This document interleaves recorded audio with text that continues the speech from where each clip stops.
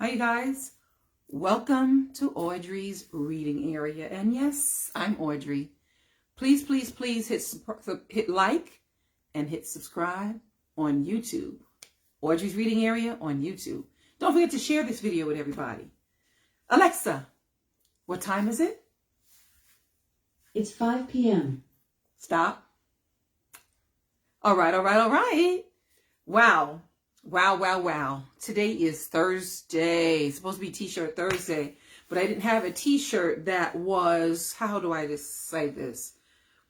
It wasn't up to standards to read about this person that I'll be reading about today. Yes, it's still February, which means it's still Black History Month. And I have a very, very special person that I'll be reading about today. I don't have a T-shirt up to par, up to standards for this lady, the legendary Miss Lena Horne. The legendary Miss Lena Horne. Yes, I don't have a T-shirt good enough to wear while I'm reading this book about her. This book was written by Carol Boston Weatherford, art by Elizabeth Zunon. Yes, look at her. The legendary, let me bring it a little closer. The legendary Lena Horne. Wow, it says, I'm going to read you a little part of the inside of this book. It says, you have to be taught to be second class. You're not born that way. You have to be taught to be second class. You're not born that way. Let that sink in. Lena Horne was born into the freedom struggle to a family of teachers and activists. Her mother dreamed of being an actress, so Lena followed along as she chased small parts in vaudeville, living out of a suitcase.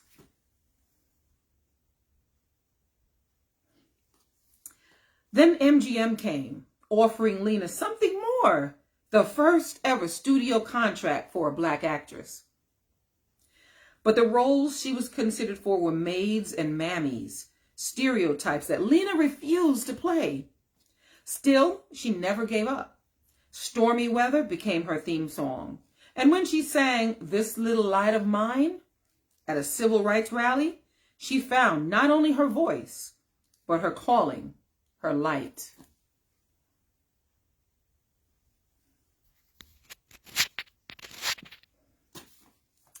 Inspiring and powerful, this is a celebration of the life of Lena Horne, the pioneering American actress and civil rights activist who refused to be treated as second class. The legendary Miss Lena Horne. Yes. So let's see what this book says about her. It says, the Horne family tree was laden with achievers. The Horne family tree was laden with achievers. Achievers like teachers, activists, a Harlem Renaissance poet, the dean of a Black college, and Lena's grandmother, Cora Calhoun Horne, a college graduate.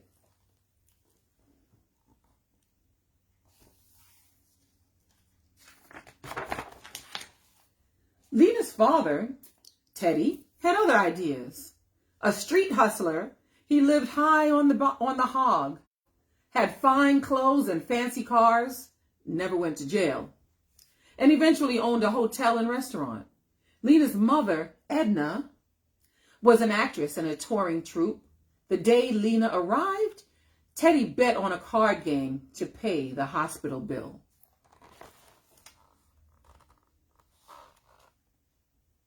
He bet on a card game to pay the hospital bill. June 30, 1917. Brooklyn, native New Yorker. Lena Horne was born into the freedom struggle. At 2, she became not just one of the youngest members of the National Association for the Advancement of Colored People, but also a cover girl for the NAACP branch bulletin. Wow.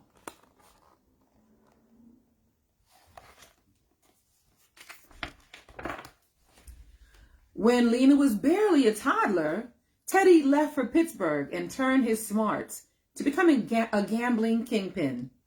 Her stage-struck mother hit the road too. Little Lena stayed with her grandmother Cora in the family's 4-story Brooklyn townhouse. Cora had high standards and drilled into Lena good manners, black pride, and the value of a well-rounded education. Lena learned to read before kindergarten. Books were her lifelong love, a haven from hardship and heartache.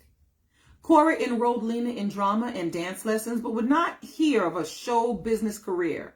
Not for respectable folks, Cora said.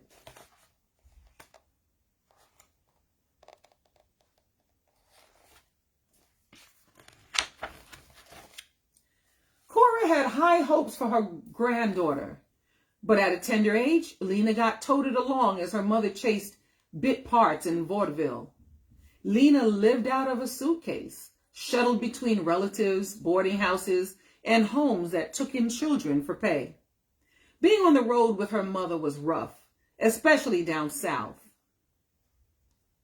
Lena's shoes never fit, and her feet always hurt, because stores did not let blacks try on shoes before buying. A black cast member was lynched, and a black guest was beaten at the rooming house where Lena and her mother were staying. Lena longed for home.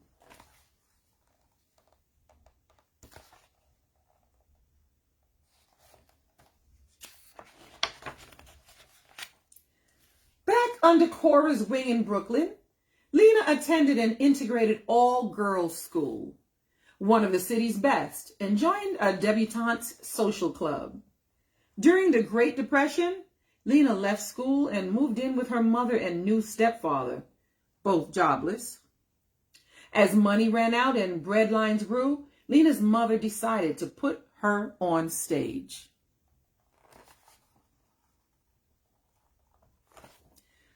Lena auditioned at the fabled Cotton Club.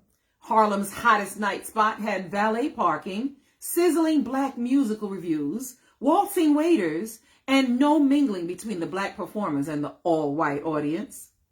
I had no talent, said Lena. All I had was looks. Just a teen.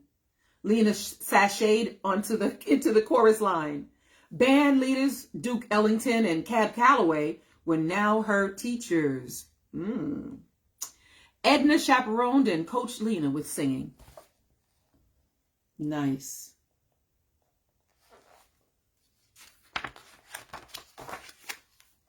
Before long, Lena leaped from the chorus line to Broadway in Dance with Your Gods. Then came a singing and dancing gig with the Noble Sissel Society Orchestra. Classy as they were, the black band still had to enter white ballrooms through the back door and could not stay at white hotels. For a place to sleep after shows, band members had to scout for black families willing to take in a few musicians for a night.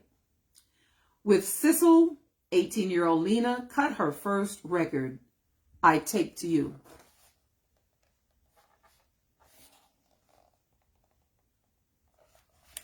I Take to You.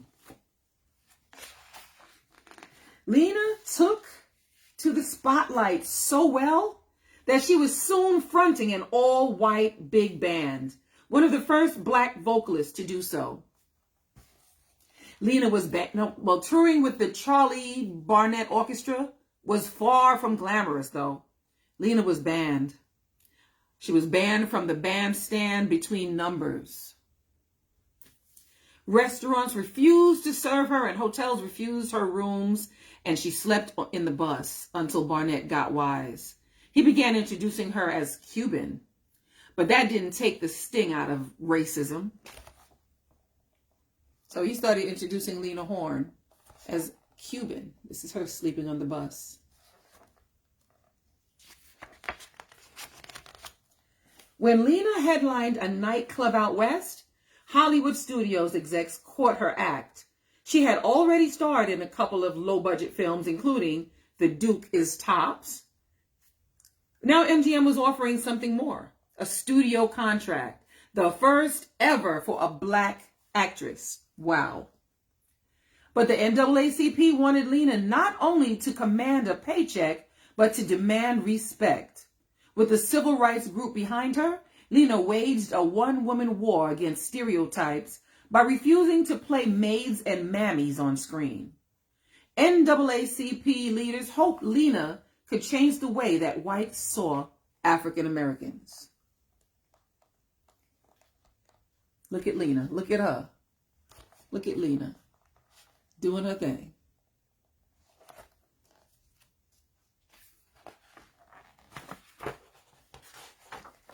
Respectable roles, though, were few for black actresses.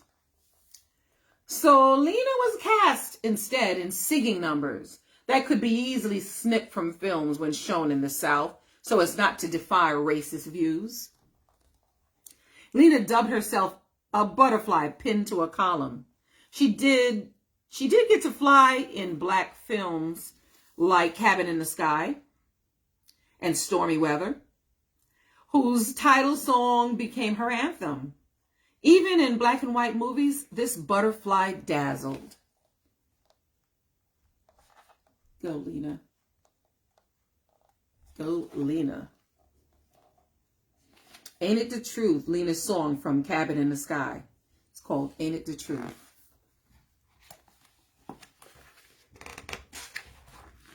Lest Lena be mistaken on screen for white, Max Factor created makeup just to darken her skin.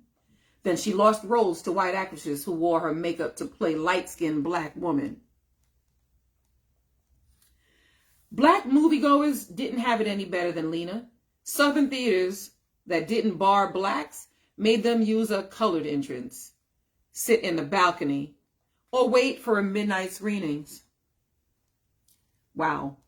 They didn't make me into a maid, but they didn't make me into anything else either. That's what Lena Horne said. So this is Lena Horne. She ain't playing. Although Lena despised Jim Crow laws, she did her part for the war effort, singing on armed forces radio shows. But even the military was segregated. Just as there were separate bathrooms, water fountains, and waiting rooms in the South, there were separate shows, one for black troops and another for whites. Wow. At one venue, Lena was denied a cup of coffee, but was asked for autographs on her way out. At another, German prisoners of war were seated in front of black soldiers. That indignity was too much for Lena to swallow. She was fed up with whites-only clubs and theaters.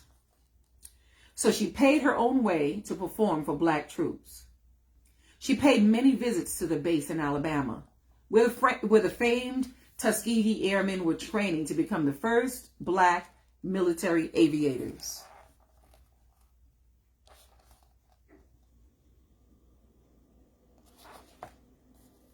Wow.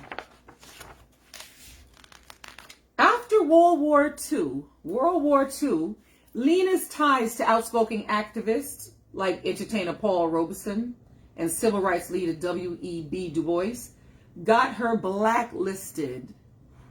Though not a communist, she couldn't get work in Hollywood. Not during Senator Joe McCarthy's Red Scare.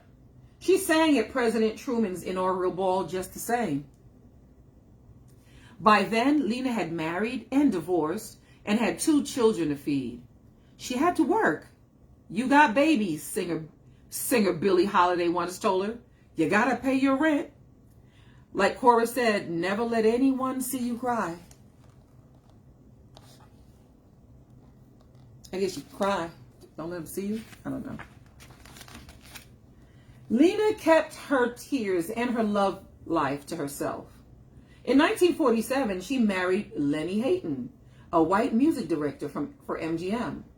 They married in Paris, France, because many states in the U.S. did not allow interracial marriage. Lena and Lenny did not announce their marriage for 3 years. She later said that she married him to advance her career, but she learned to love him. With Lenny at her side, Lena toured nightclubs and became an international star. In 1957, her name was off the blacklist. Lena cut records, sang on TV, and starred on Broadway. But her most important work lay ahead.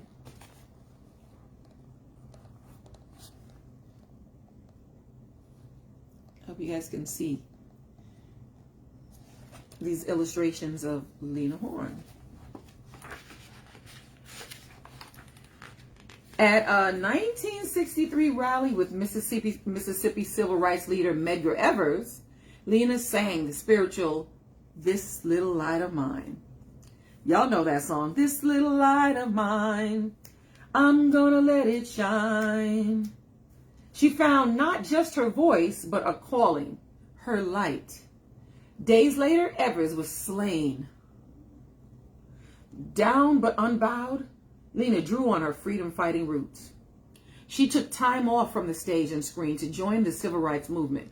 She sang at rallies for the National Council of Negro Women. At the March on Washington, where Dr. King gave his famous "I Have a Dream" speech, Lena spoke one word into the microphone: freedom. In this battle, Lena was not just a pretty face, she was a foot soldier.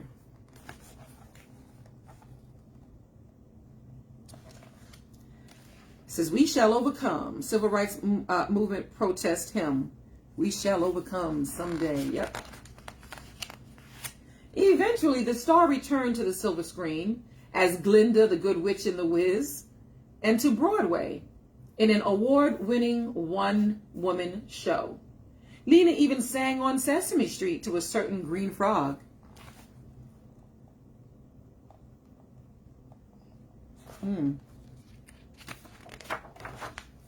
It wasn't easy being an Ebony Queen. Lena's life was not without sad notes. In 1967, she lost her dearest friend, composer and pianist Billy Strayhorn, and in 1971 lost her father, her son, and her husband, all in the same year.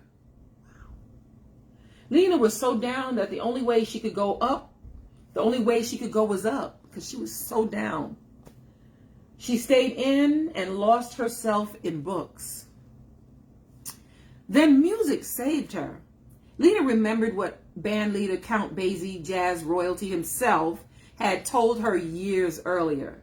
They don't give us a chance very often, and when they do, we have to take it. Lena seized every opportunity to shine.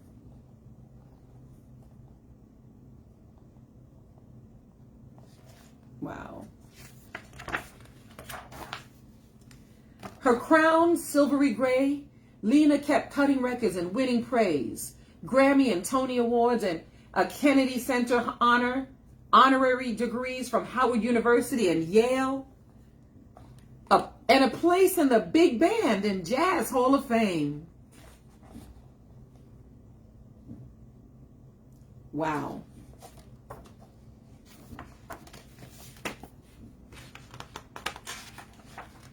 Lena Horne's pioneering performances, her flight on the front lines of the freedom struggle, the racial barriers that she broke, and her fiery pride form her legacy. Because Lena refused to darken rear doors, black stars now gleam on red carpets and reap box office gold. Red carpets. The end. The end. The author has a note in the back. I'm not sure if you guys want to hear it. It says, I'm going to read it. Author's note. I first glimpsed Lena Horne on television in the 1960s as my family watched the Dean Martin and Ed Sullivan shows. Back then, Horne, a regular on musical variety shows, was one of the few African Americans on the small screen. So whenever she appeared, I took notice. Later in the 1970s, I saw her singing with Sesame Street's Kermit the Frog as my younger brother watched that show. But she knows she watched that too, right? She knows she watched it. I'm just saying. But my real introduction to Miss Horne came from a brief biography in a book whose title I have since forgotten. But with insight into her pioneering career and fighting spirit, I gained deeper respect for Miss Horne. Around the same time I got interested in the Jazz Age and the Harlem Renaissance, my father evoked the era for me with his record collection and his memories of live shows at Baltimore's Royal Theater. The theater, I'm going to show you the front of this book again. Isn't she beautiful? The legendary Miss Lena Horne. It says, most notably, I saw her sing Stormy Weather. I attended Black musical film festivals in Baltimore and at New York's Lincoln Center and viewed clips from some of Miss Horne's classic 1940s movies. Then my father and I saw the musical review Lena Horne, The Lady and Her Music, at the old Morris A. Mechanic Theater in Baltimore. Her live performance was unforgettable. Miss Horne not only sang a song, she animated the lyrics. Already an admirer, I became a bona fide fan. By that time, I was writing jazz poetry. Miss Horne appeared with other artists in the lines of my verse. While researching pictures to accompany my poems, I came across 1941 Carl Van Vechten photograph of a teenage Lena at the beginning of her show business career. That photo inspired me to write a poem celebrating female jazz vocalists. I still can't get enough of Miss Horne's swinging rendition of Deed I Do. I believe this is the picture that she's talking about. I'm hoping that's the picture of Lena and not the author. Well, Miss Horne's career was indeed in full swing when the United States entered World War II. My research into the Tuskegee Airmen, the U.S. military's first black pilots, uncovered photographs showing how Lena Horne supported the war effort. In one photo, she is perched in the cockpit of a plane at Tuskegee's Moton Airfield. In a government photo promoting energy conservation on the home front, she dons an apron and stands by a stove. Can you guys see Lena? During the segregation era, Miss Horne took the heat of being an African American entertainer. Often she could not eat or sleep at the venues she headlined. She finally boiled over at a Beverly Hills restaurant, hurling an ashtray and a lamp at a white diner who called her a racist epithet. When she was blacklisted as a communist by the U.S. House of Representatives, Un-American Activist Committee, and was banned from movies and television, her nightclub act fortunately saved her career. Wow. What was no act was Lena Horne's commitment to the civil rights movement. She not only talked the talk, but she walked the walk, taking a hiatus from show business to march and sing for racial equality. In The Wiz, Motown's 1978 adaptation of The Wizard of Oz, Miss Horne made her last film appearance as Glinda the Good Witch in the South. Glinda, you heard me? She was Glinda the Good Witch in the South. Wow. How fitting that she played a fairy godmother of sorts. The battles that Miss Horne fought against racism and discrimination expanded opportunities for generations of black entertainers to come. Wow. Just wow. The legendary Miss Lena Horne, you guys. The legendary Miss Lena Horne. Wow. Thank you guys for listening to me read these fun and exciting books. Yes. Here at Audrey's Reading Area. Give her a hand, Miss Lena Horne. Yes. Thank you again. Don't forget to hit like and hit share. Then go to YouTube, please. Go to YouTube, please. And hit subscribe for me. Thank you. And yes, I will be back at 6. I'm going to do 2 books all week. Every day this week, I've done 2 books. I'm going to do another one here at 6 o'clock and then 2 tomorrow. Tomorrow, I'll be live. That's live, L-I-V-E, at 5 tomorrow. I'll be live again at 6 today. Stay tuned. See you soon. Audrey's reading area. Guys, please come back. Please come back at 6. Let me just shout out some people that have been on here. Shout out my mom, of course. Shout out to my mom, Beverly. Shout out to my girl, Deidre. Deidre, thank you so much for being here and watching me read. Shout out to Eddie, my best friend Eddie, for years. Since, like 29 years. Shout out to Edgar Rosario. Tracy Johnson, thank you for being here. Howie, wow. Wowie's always, Wowie. I called him Wowie. He is a Wowie. He has always been here supporting me. Thank you, Howie. Who else is here? Toka. Oh, thank you, Toka. I hope you have all your kids sitting in front watching me read. All right. Sadie, my girl, Sadie. That's been my girl. Sadie, thank you. Caroline. Thank you, Caroline. Shimi. Oh, Shimi. Thank you for being here, Shimi. Thank you guys so much. Thank you.